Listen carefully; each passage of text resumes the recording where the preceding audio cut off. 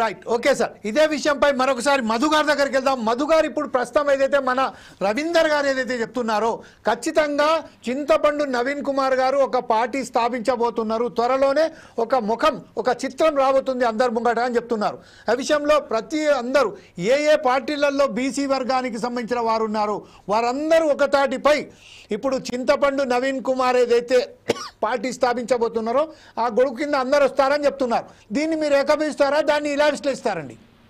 Sir, మీకు ఒక అర్థం కాని విషయం ఏంటంటే, మీ తెలంగాణ ఉద్యమం చేసినప్పుడు చింతపండు నవీన్ గారు యాంకర్ గా పనిచేస్తుండ్రు బీసీ.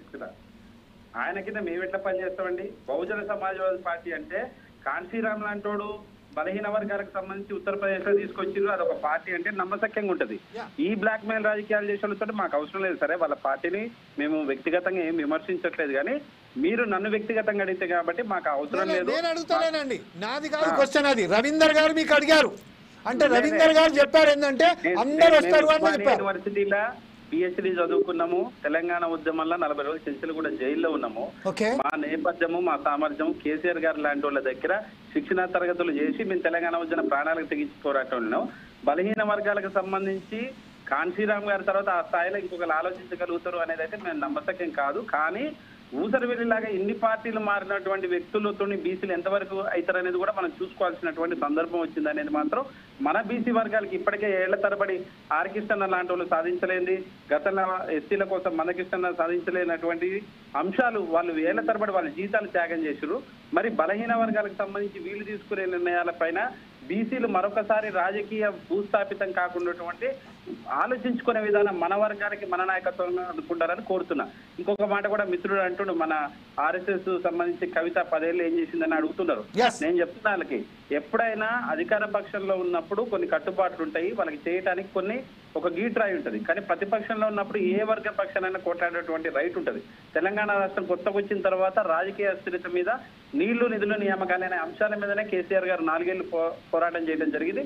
అప్పుడున్న రాజకీయ ఒత్తిళ్ల వల్ల ముందస్తు ఎన్నికలకు పోయిన తర్వాత 2వ దఫాల ఉన్నటువంటి నేపథ్యంలో తెలంగాణకి ఇచ్చినటువంటి హామీల మీదనే ఫోకస్ జరిగింది. కానీ ఎప్పుడైతే బలహీన వర్గాలకు సంబంధించి 50% అనేది రిజర్వేషన్ సుప్రీంకోర్టులో ఉందో ఆ పరిధిలో చేసేదానికి మనకి ఇబ్బంది ఉంది. కాబట్టి ఆ రోజులలో వీలైన కాడికి నామినేటెడ్ పోస్టులలో ఉమెన్స్ కానీ ఎస్సీ ఎస్టీ బీసీలకు కానీ అవకాశం ఇవ్వాలనే దాని మీద 50% రిజర్వేషన్ ఇవ్వడం జరిగింది. ఇంకా పరిదాటి బలహీన వర్గాలకి రాబోయే రోజులలో రాజకీయ ప్రాతినిధ్యం లేకపోతే ఆ కులాలు పూర్తిగా అంతరించిపోయే ప్రమాదం ఉన్నదని అన్న దాని మీద కవిత గారికి ఇప్పుడు ఈ స్టాండ్ తీసుకున్నారు.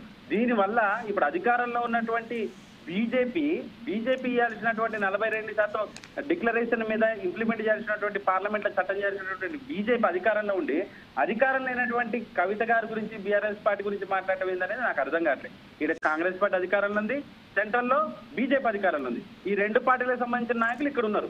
మరి వీళ్ళ మీద ఉన్నటువంటి బాధ్యతను వదిలిపెట్టి అధికారం లేనటువంటి ఇలా ప్రతిపక్షంలో ఉన్నటువంటి వాళ్ళు ఖచ్చితంగా కూడా వాళ్ళు ఇచ్చినటువంటి ఎన్నికల హామీలలో ఇవి ఉన్నాయి, వీటిని నమ్మిరు కాబట్టి మాకు అధికారం లేకుండా చేసి వాళ్ళకి అధికారం ఇచ్చారు.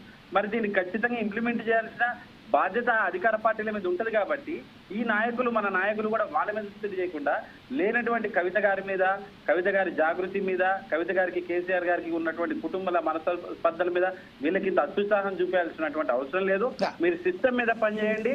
రాజకీయ పరమైనటువంటి రిజర్వేషన్ ఇంప్లిమెంట్ చేయడానికి ఇక్కడ ఉన్నటువంటి సెంట్రల్ గవర్నమెంట్ కేంద్ర మంత్రులు ఎవరైతున్నారో బీజేపీ మీద ఒత్తిడి ప్రయత్నం చేయండి.